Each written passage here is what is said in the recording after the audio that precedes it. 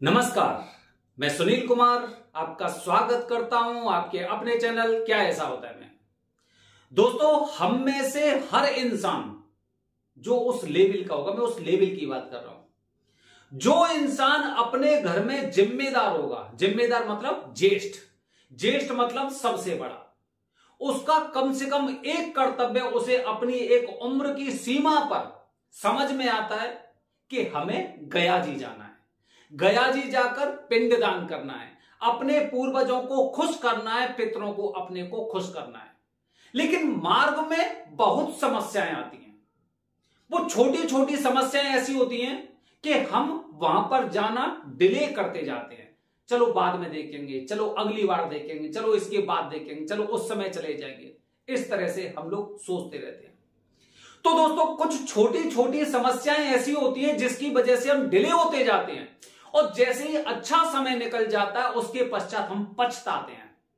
काश अगर हम वहां पे जाके इस कार्य को कर लेते तो कम से कम पितर प्रसन्न होते, और घर परिवार में जिस प्रकार की जो समस्याएं चल रही हैं शायद उनसे मुक्ति मिल जाती।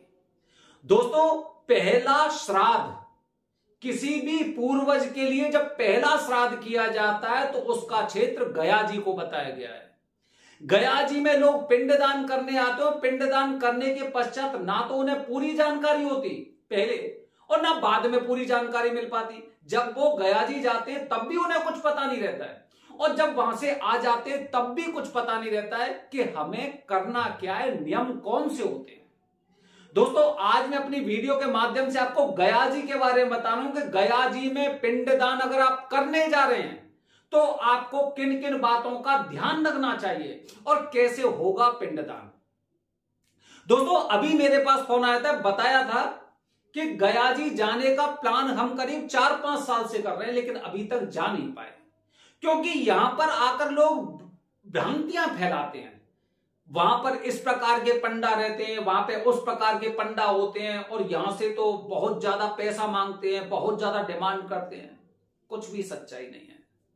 कुछ लोग कहते हैं कि गया जी में हमने अपने पितरों का पिंडदान कर दिया, अब हमें श्राद्ध करने की आवश्यकता नहीं है। बिल्कुल सत्य मत मानिए, केवल मात्र अफवाहें। दोस्तों, मैं आपको बता रहा हूं, आप जहां पर पिंडदान करना चाहते हैं, पूरे गया जी क्षेत्र की बात कर रहा हूं, आप जहां पर भी पिंडदान करना चाहते हैं, अपने पितरों के लिए कोई भी कार्य करना चाहते हैं, कोई पंडा आपसे जबरदस्ती नहीं करेंगे। बस मजबूती आपके अंदर होनी चाहिए, क्योंकि दोस्तों गया जी में अधिकांशतः क्षेत्रवाद बटा हुआ है। हरियाणा वाले हरियाणा वाले लोग हैं वो उन पंडा जी के पास जाएंगे, उत्तर प्रदेश वाले हैं वो उनके पास जाएंगे, मध्य प्रदेश वाले वो उनके पास जाएंगे, कर्नाटका वाले वो उनके पास जाएंगे, राजस्थान के वो वहां पे जाएंगे। इस तरह से पहले से बट चुके हैं जिससे कि झगड़ा ना हो। लेकिन दोस्तों, अगर आप उत्तर प्रदेश के रहने वाले हैं, अगर आप राजस्थान के रहने वाले हैं, अगर आप मध्य प्रदेश के रहने वाले हैं, तो आपसे वहां पर कोई भी पंडा जबरदस्ती नहीं करेगा। कोई भी पंडा आपसे वहां पे जबरदस्ती नहीं करने वाले हैं कि हम यहां के इन क्षेत्रों के पंडा हैं तो हम ही से आप पूजा करवाइए। इतना समय नहीं है किसी के पास, कोई झगड़ा नहीं करता है। अगर आप कह देंगे मुझे तो उन वाले पंडा से पूजा करवानी, तो वही करेंगे, बस आपको मजबूत होना चाहिए। अच्छा, तो पहले तो यह समझिए कि लड़ाई और झगड़े यजमान की वजह से होते हैं, पंडाओं की वजह से कभी नहीं होते हैं। गया जी एक ऐसा क्षेत्र है जहां पे प्रथम श्राद्ध किया जाता है। पहला श्राद्ध गया जी का माना जाता है। जब वो लोग इन चीजों को करवाते हैं तो वो भी तो ये चीज जानते होंगे कि सारे कार्य हमारे पितर भी देख रहे होंगे, अंत में हमें भी तो जाना ही है यहां से, तो वो कभी इस तरह का कार्य नहीं करते। इन बातों में कोई सच्चाई नहीं है। यहां पर यजमान लड़ाई करवाते हैं, यजमान झगड़ा करवाते हैं कि यहां पे बात की, वहां पे बात की, वहां पे बात की, उसके पश्चात वहां पे चले गए। ये ऐसी चीजें होती हैं। अगर आप अपने आप में मजबूत है तो निश्चित रूप से आपको पूरे गया जी में कोई ये नहीं कहने वाला है कि इनकी पूजा तो हम करवाएंगे या फिर इनको यहां पे पूजा नहीं करने देंगे। पहली बात। दूसरी बात दोस्तों, गया जी एक ऐसा क्षेत्र है, आने वाली पूरी वीडियो में बताऊंगा कि गया जी में पूजा किस प्रकार की होती है, कितनी कितनी दक्षिणा होती है। वैसे जो मेरी जानकारी के अनुसार है, यहां पर पूजा का कोई रेट नहीं है। यहां पर गरीब से गरीब लोग जाते हैं और अमीर से अमीर लोग जाते हैं। यहां की पूजा बिल्कुल फिक्स नहीं है। जो भी आपकी श्रद्धा हो वो आप श्रद्धा के अनुसार यहां पे दक्षिणा दे सकते हैं। पूजा के बाद कोई जोर जबरदस्ती नहीं है कि आपको किसी से उधार लेना है या फिर इतने पैसे ही आपको पूजा के दौरान देने हैं। ठीक है। अच्छा, अब दोस्तों, अब जब हम यहां से पिंडदान करने जा रहे हैं, पिंडदान करने जा रहे हैं, तो बहुत से लोगों को एक बहुत छोटी सी चीज नहीं पता और वो बहुत बड़ी चीज भी है। अगर आप पिंडदान करने जा रहे हैं तो सबसे पहले आपको घर से संकल्प लेना होता है। घर से संकल्प लेना होता है कि हमें किन के लिए पिंडदान करने जा रहे हैं, हम किन को खुश करने जा रहे हैं, खासकर पिंडदान हमें किन के लिए करना है। उदाहरण के लिए दोस्तों, उदाहरण के लिए बता रहा हूं, जैसे कि अगर हमारे पिताजी गया जी में पिंडदान करने जा रहे हैं और वो अपने पिताजी का मतलब हमारे दादाजी का पिंडदान करने जा रहे हैं, तो कौन सी बात है उनको पता होना चाहिए। कान खोल कर सुन लेना, क्योंकि एक ना एक दिन गया जी आप सभी को जाना है। प्रथम श्राद्ध यहीं से मान्य होता है। काफी लोग यहां पर कहते हैं हमें पितृदोष की पूजा करानी है। पितृदोष की पूजा नहीं, वो मान लो कि आजकल तो हर क्षेत्र में पितृदोष की पूजा होने लग गई है।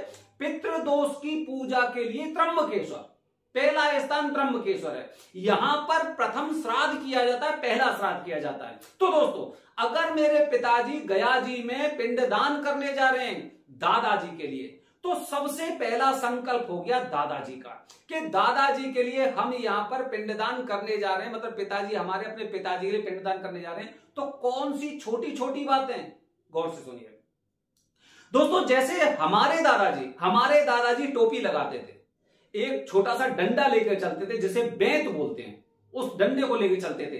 जूती पहनने का शौक था उनको, खासकर जूती पहनने का, धोती बांधते थे और कुर्ता पहनते थे।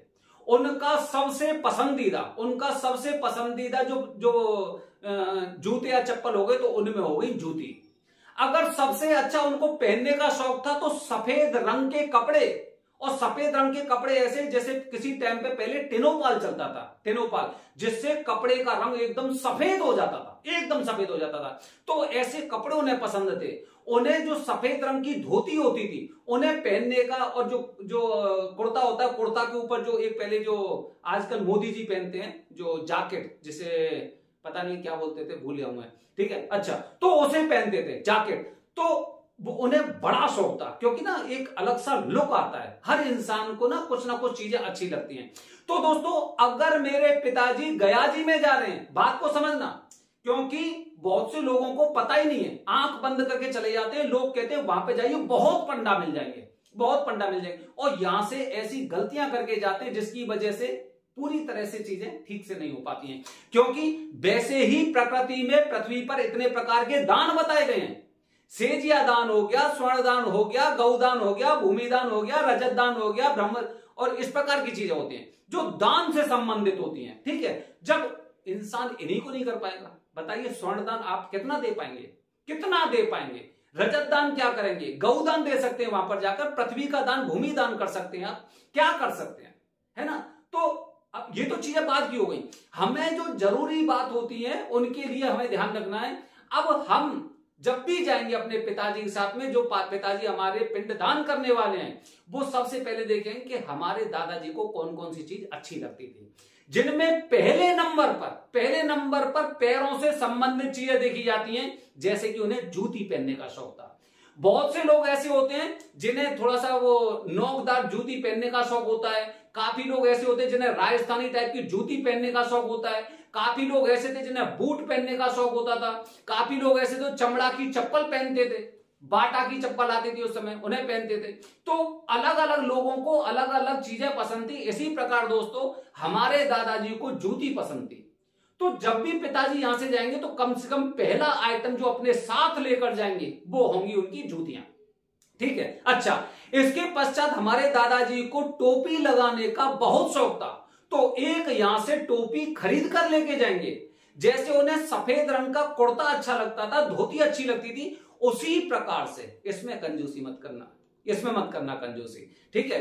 क्योंकि जैसे कपड़े वो पहनते थे उससे एक भावना आती है, एक अंदर से ऐसा आता है कि हाँ ये यहां पे हमारे साथ जा रहे हैं, और वहां पर पिंडा को ये स्वीकार करेंगे और स्वीकार करने के पश्चात हमें आशीर्वाद देंगे। दोस्तों जब भी आप गया जी में पिंडदान करने जा रहे हैं तो ये बातें आपको पता होनी चाहिए आप किसके लिए पिंडदान करने वाले हैं, और जिसके लिए पिंडदान करने वाले हैं उसको क्या क्या चीजें अच्छी लगती थी।